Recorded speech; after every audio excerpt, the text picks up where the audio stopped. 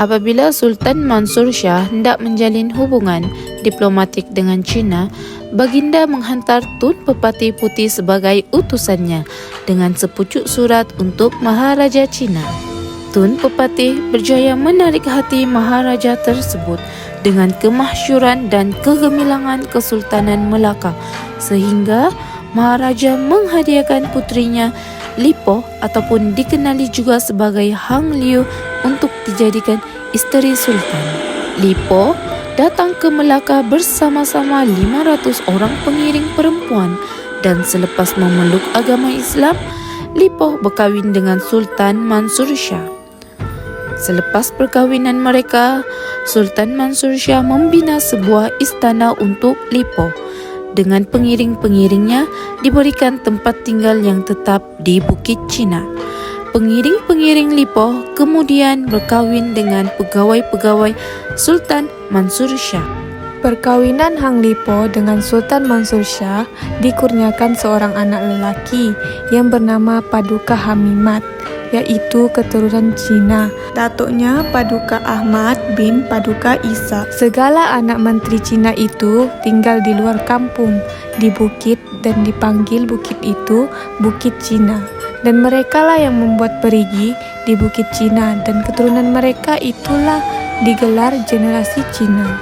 Kemudian Hang Lipo disuruh kembali oleh Sultan Mansur Shah dan diberi kurnia bersama menteri-menterinya. Berapa hari kemudian, Hang Lipo berlayar kembali.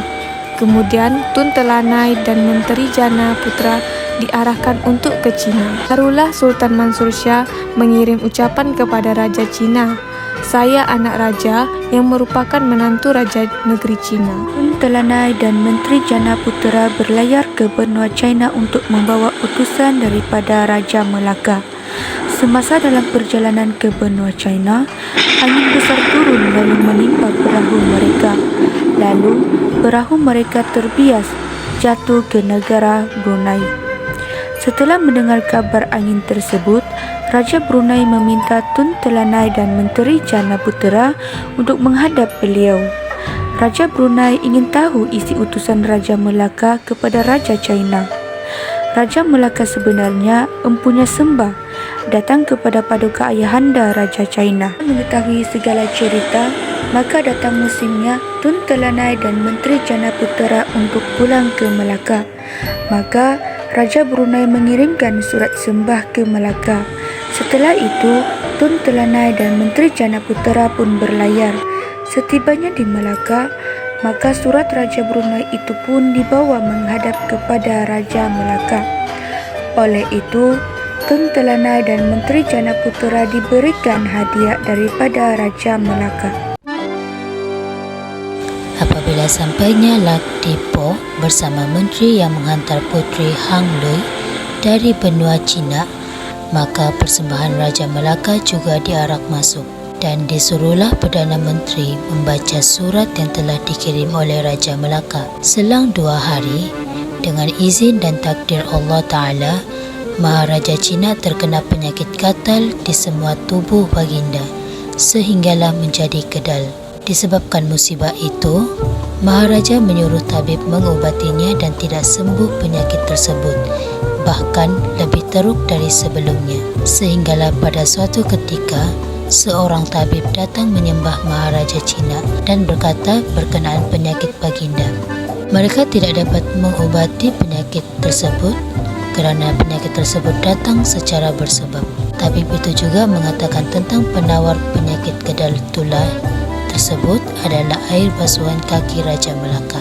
Setelah Raja Cina mendengar kata-kata ahli perubatan tua itu, maka baginda pun menghantar utusan ke Melaka untuk meminta air basuh kaki Raja Melaka.